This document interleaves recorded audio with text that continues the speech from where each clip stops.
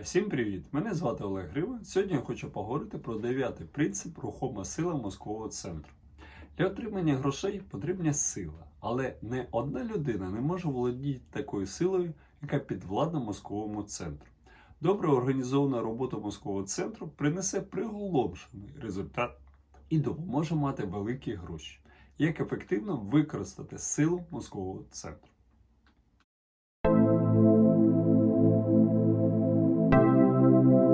Сила це організоване і розумно направлене знання.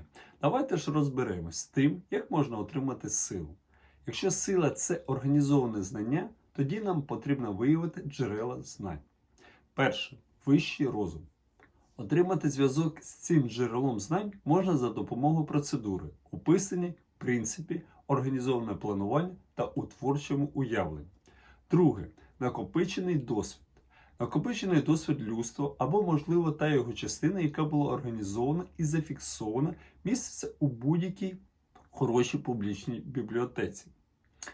З важливою частиною цього накопиченого досвіду ми знайомимося у школах і коледжах, де знання класифікують, організовують і передають молоді. Третє експерименти та дослідження. У науці і практично у будь-якій сфері життя люди кожен день збирають, класифікують і організовують нові факти. До цього джерела ми повинні звертатись, коли накопичений досвід не дає нам необхідних знань. І у цій сфері нам теж прийдеться часто використовувати творче уявлення. Секрет успіху Ендрю Карнегі. Що ж таке мозковий центр? Можна сказати, що це координація знань і зусиль двох і більше людей. В дусі гармонії досягнення єдиної конкретної цілі. Не одна людина не може отримати істинну силу, не маючи підтримки особистого мозкового центру. У принципі, рішення ви вже знайшли. Інструкція по створенню планів перетворення бажання у його монетарний еквівалент. Якщо ви наполегливо виконуєте ці інструкції і розумно підходите до створення свого мозкового центру, ваша ціль вже наполовину буде досягнута, ще до того, як ви це зрозумієте. Щоб ви краще зрозуміли нематеріальний потенціал доступної для вас сили, які ховаються у правильно підібраній групі мозкового центру, ми почнемо з двох характеристик цього принципу, одна із яких має економічну, а інша психічну природу. Економічна характеристика. Люди, які оточують себе працюючими у дусі ідеальної гармонії людьми, здатними дати корисну пораду і надати практичну допомогу в досягненні загальної цілі. Отримують явні економічні переваги. Такі форми співпраці є основою практичної будь-якого великого статку. І розуміння цієї великої істини може визначити фінансовий статус. Психічна характеристика принципу мозкового центру набагато більш абстрактно і тяжко для розуміння, оскільки пов'язана з духовними силами, яким людство в цілому все ще недостатньо добре знайоме. Пам'ятайте, що в Всесвіті існують тільки два елементи – енергія і матерія. Добре відомо, що матерія може бути розщеплена на молекули, атоми і електрони.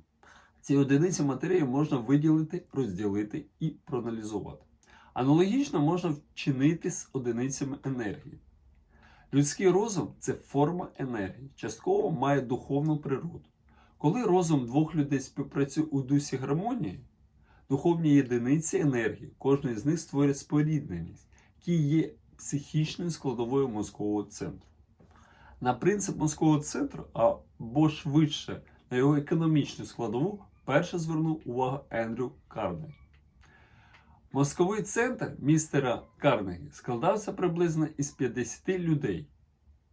Карнегі зібрав їх для конкретної цілі виробництва і маркетингу сталі.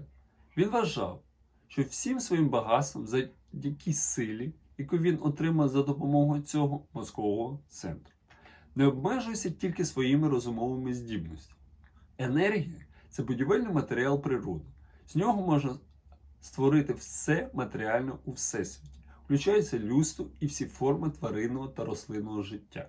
За допомогою процесу повністю зрозуміло тільки самою природою, Вона перетворює енергію у матерію. Будівельний матеріал природи доступний і для вас. Це енергія мислення. Мозок людини можна порівнювати з електричною батареєю. Він вбирає енергію ефіру, пронизливо кожний атом матерії і заповнює весь всесвіт. Добре відомо, що група електричних батарей надає енергії більше, ніж кожна із них окремо. Добре відомо і те, що кількість енергії, що отримує кожна окрема батарея, пропорціональна кількості її ємності, що складається з елементів. Мозок людини функціонує аналогічно, звідси можна зробити дуже важливий висновок.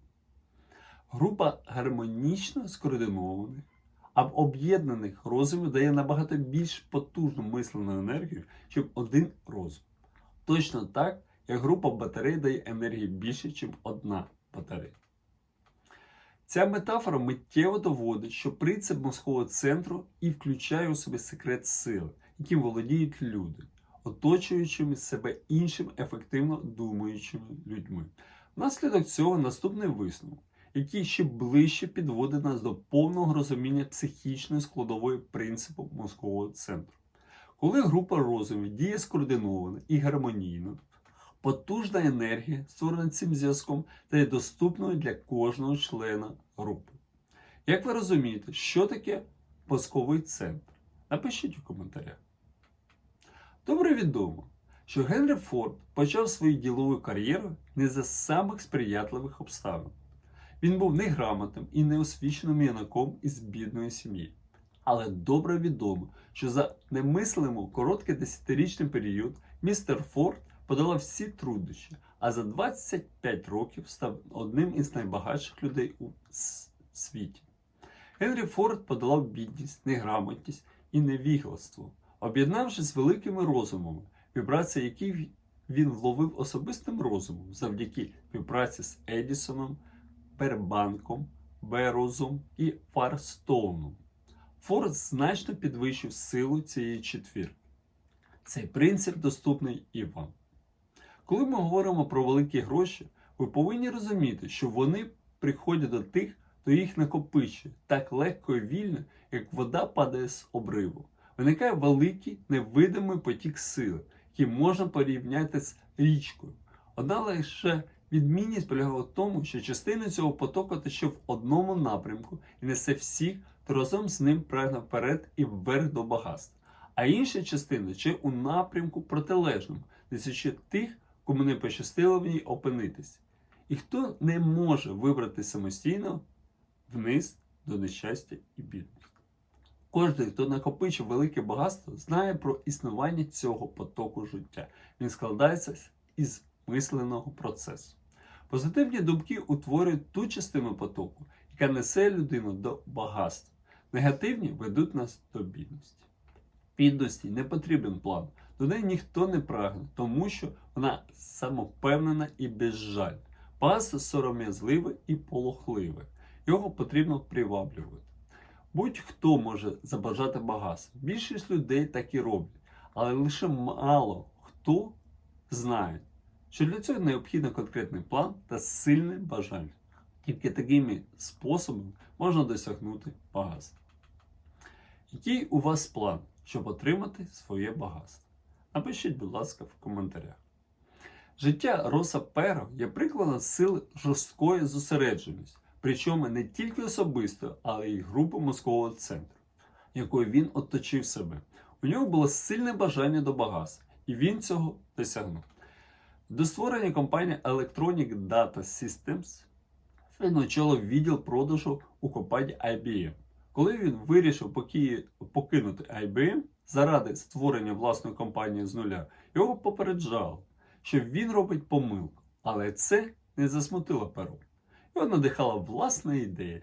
Його успіх показує, що вірність мрії і здібність залучити команду спеціалістів мозковий центр веде до успіху і багатства.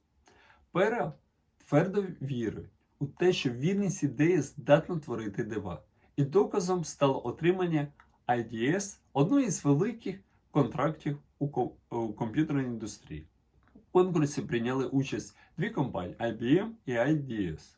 IBM була набагато багатша і мала більш досвідчених і знаючих спеціалістів. У IDS працювала невелика, але згуртована команда, яка сміливо вступила у суперництво.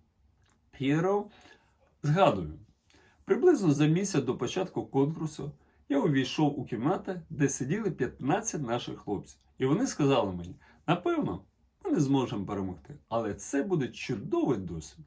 Я просто підійшов до дошки і написав на ній 7 критеріїв, по яким нас будуть оцінювати. І тут хтось сказав, ми переможемо. Їх 7-0. У той день ми перемогли. Перо вважає, що підвищення заробітної плати, бонуси, зріст вартості акцій і тисячі нових робочих місць, створені завдяки цій перемозі, є матеріальною нагородою за досягнення. Але більш важливо для нього колосальне задоволення від розуміння, що напружена праця і творчий початок допомогли його компанії перемогти і стати кращою у світі. Це і робить компанію великою. Команда, яка працює плечем до плеча, мозковий центр здатний перемогти будь-якого супротивника. Підведемо підсумок по принципу рухомої сили мозкового центру. Пам'ятайте, що коли група розумів діє скоординовано і гармонійно, а могутня енергія, створена цим, стає доступною для кожного члена групи. Добре організована робота мозкового центру обов'язково буде мати швидкий успіх. Плануйте ваші дії і організуйте реалізацію вашого плану. Залишатися бідним дуже легко, тому що бідності не потрібен план. Читайте, думайте та ще раз думайте. Скоро вам повністю відкриється секрет успіху. У наступному відео ми поговоримо про 10-й принцип сексуальну енергію. Всім дякую за увагу. Якщо сподобалось дане відео, поставте лайк, підпишіться на мій канал та натисніть дзвіночок, щоб не пропустити наступне відео.